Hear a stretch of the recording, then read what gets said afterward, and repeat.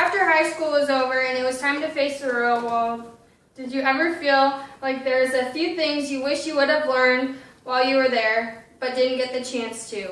According to publicschoolreview.com, nearly 80% of Americans will not graduate with a college degree. Do you believe that the education system should teach skills that are related to life to students? Today we will talk about the statistics of students that enter the workforce after high school, what skills that the education systems do not teach, and how students could benefit from learning these skills while they are young. My goal is to persuade the audience into wanting education systems to start teaching students the skills they need for their lives after graduation. Most of you can relate to not learning these skills during high school. Like I said before, nearly 80% of Americans will not earn a college degree in their lifetime. Education systems have been delivering curriculum the same way for many years now. Given the statistics, don't you think something needs to change in order for students to become more successful when entering their lives after high school? There should be more skills taught to students to help them when they are entering either they are attending college or entering the workforce. An American Diploma Project Achieve is one of these leading programs striving foster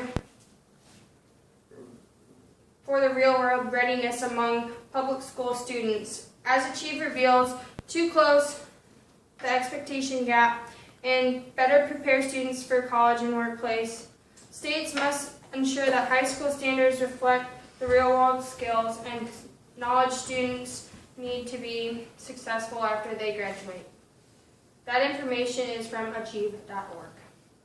Now that we know that there are more students entering the workforce rather than attending college, we can talk about some of the skills that education systems are not currently teaching. Education systems need to start teaching students life-related skills. For instance, education systems should prepare students skills that will help them financially, socially, and psychologically. SuccessfulStudent.org lists 20 skills that are not taught in school and that would be beneficial.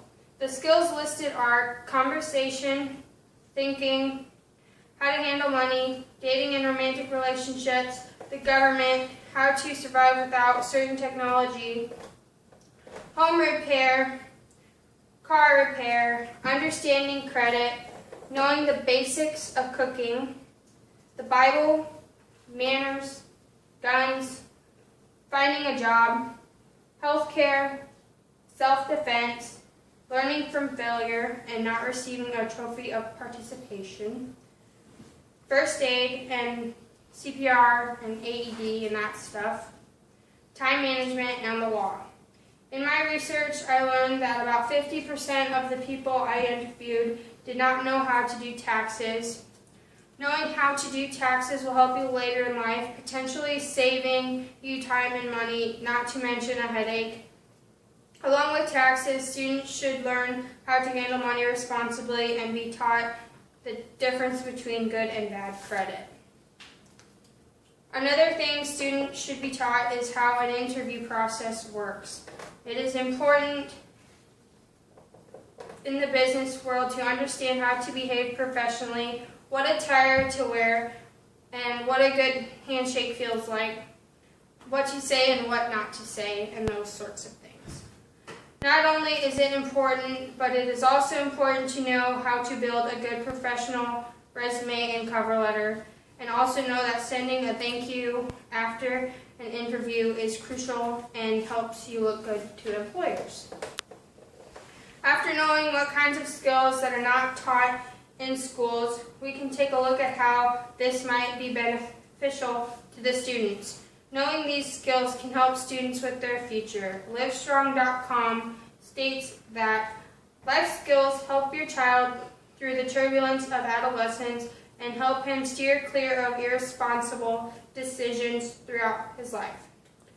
Good life skills enable your child to manage money responsibly, make healthy food choices, stand up to unhealthy peer pressure, and be a good parent in the long term.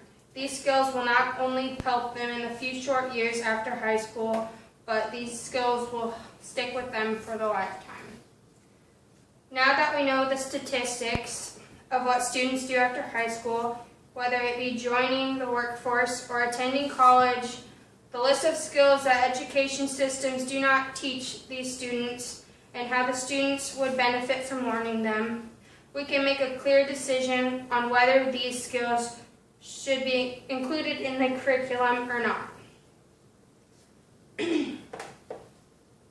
Although we can teach kids these skills, they are the ones who ultimately make their own decisions with their life, and let us give them guidance to help make good ones.